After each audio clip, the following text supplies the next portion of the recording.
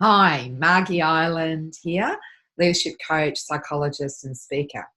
So, I'm here to start introducing the 4 key problems we find in problem leadership.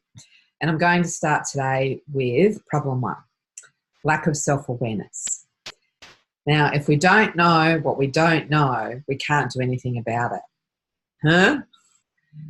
If a leader isn't aware of their impact, if they're not given that information, it makes it really hard to do anything about it or to change. So that's the first problem. So what you need is data, information, to be able to work that through. And it's really important you get that feedback from a number of sources. And what I mean by that is it could be something from like a 360 or multi-rater feedback process that you've done. It could be observation, informal or formal feedback from, peers, team members, etc.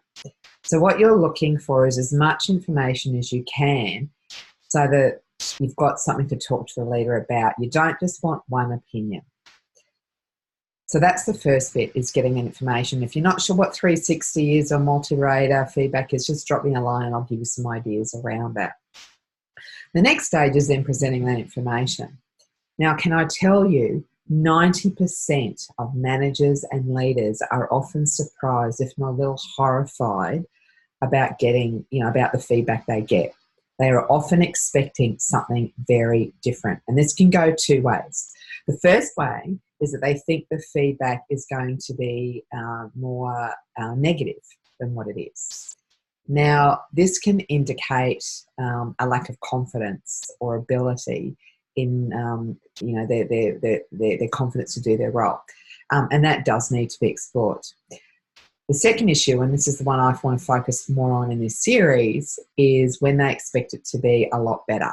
And that does indicate a definite lack of self-awareness. Now, these leaders more often are going to reject the feedback at first. And they could do that with defensiveness, with arguing, with shutting down, with getting upset, with tears. There can be a number of responses. And you know what, folks? That's a really normal human response to getting bad news. What we need, though, is for them to then move past that.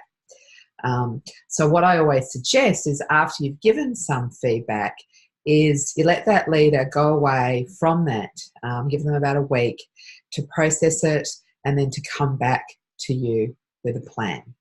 And it's from there that you move to the next stage.